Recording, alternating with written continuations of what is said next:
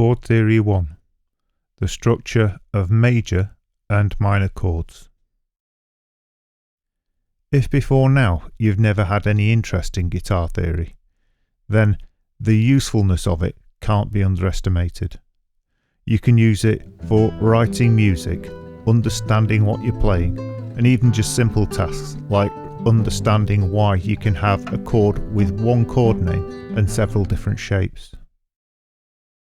However, if you've tried some guitar theory lessons and have struggled to understand them, it's more than likely because of a lack of background knowledge. And to help you with these lessons, it's wise to learn a major scale and a minor scale. A 1-octave scale would do, but a 2-octave scale would be better. That's the one that goes across all 6 strings. And with the minor, it doesn't matter if it's the harmonic minor or the natural minor, as either scale will do for these theory lessons. I'll place the links down below in the description to a lesson on the 2-octave major scale and the 2-octave minor scale. Another thing it can be really useful to know if you want to apply the theory to your guitar is the name of the notes on your guitar neck. And I'll put another link down below in the description to how to memorize this in 4 easy steps.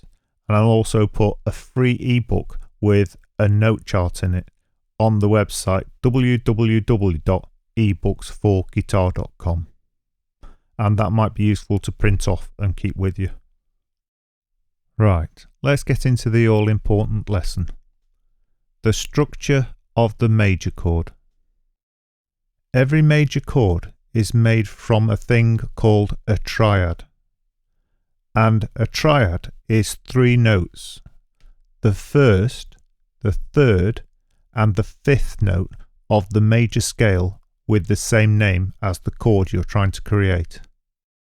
So, if we were to take a look at C major, for example, the chord would be made up of the 1st, 3rd, and 5th notes of the C major scale. And they are C, E, and G. And this is the triad. So, to emphasize this, the triad of C major is C, E, and G. And every single C major chord is made up of those notes. And fundamentally, that's it. However, I'm aware this raises some important questions. And the first one I'll address is the fact that a lot of chords have 4, 5, or 6 strings being played, and therefore 6 notes. And the reason you can play a chord across 6 strings and it still be the triad is because you're literally just repeating the notes on a higher octave or 2 octaves higher. And quite often they're not even in order of the triad.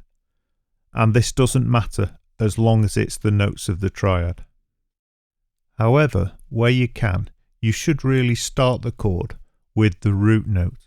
And the root note is the note that gives the chord its name and the scale from which it was derived.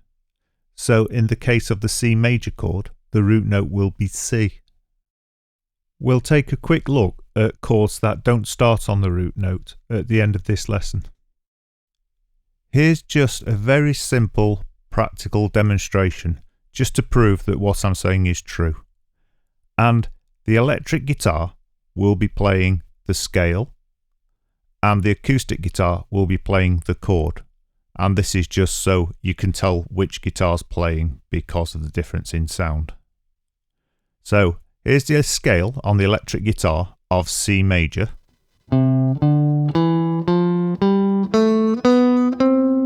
And here's the broken chord of C major played on the acoustic guitar. Now, here's the first note of the C major scale. And here's the first note of the C major chord. Let's hear that again.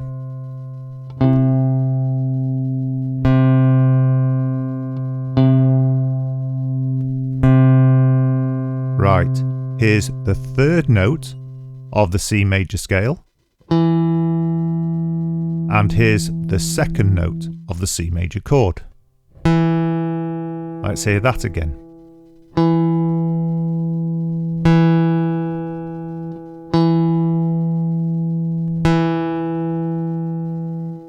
Finally, here's the fifth note of the C major scale. And here's the third note of the C major chord. So you can see the first, third and fifth note of the scale make up the first three notes of the C major chord.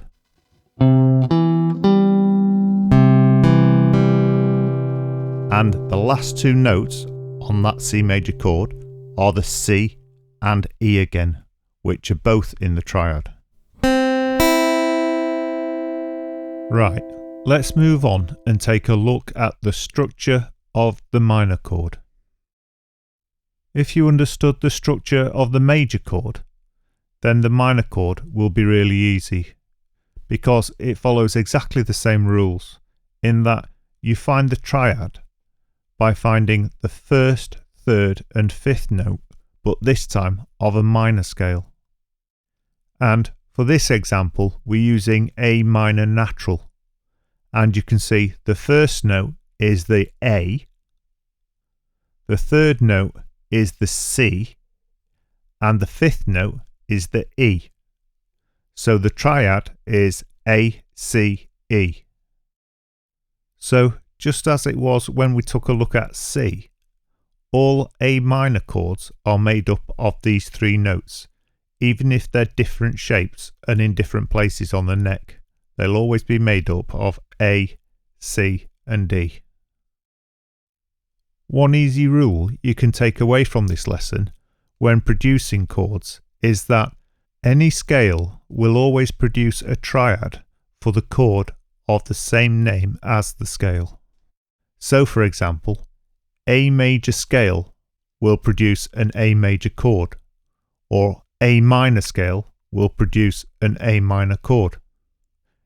G major scale will produce a G major chord, and G minor scale will produce a G minor chord, and it continues like that.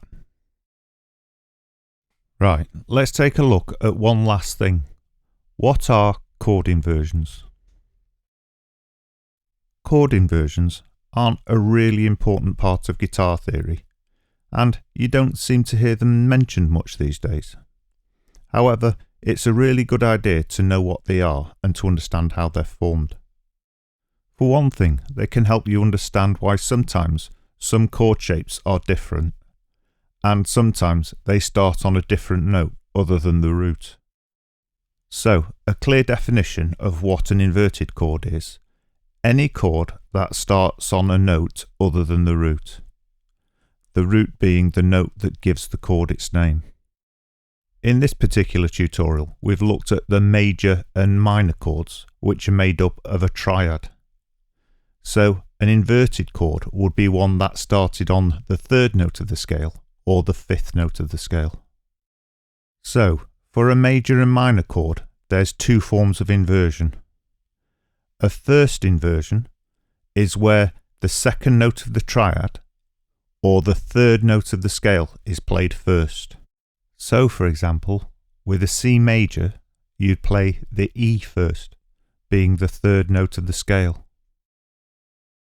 The second inversion is where the third note of the triad or the fifth note of the scale is played. So, with a C major again, you'd play a G as the first note of the chord, G being the fifth note of the scale. From a practical point of view, if you've ever seen a chord name and then a forward slash with a note name, this is how we write down that you're playing a chord with a different note in the bass. And this applies to inversions as well as moving bass lines and stuff. This particular lesson I've tried to keep as simple as possible so anyone can follow it. However, there's a lot more chord theory you can learn and a lot more detail. And because of this, I've put together a playlist including the scales and a lot more on chord theory.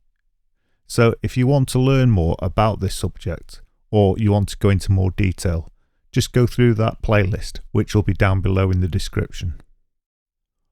Also, you can find lots of free lessons on the website www.ebooksforguitar.com. And if you enjoyed this lesson and want to see more like it, please like and subscribe and hit the bell icon, and then you'll be notified when I upload new videos. You'll also help the channel to survive and grow. And finally, thank you very much for watching.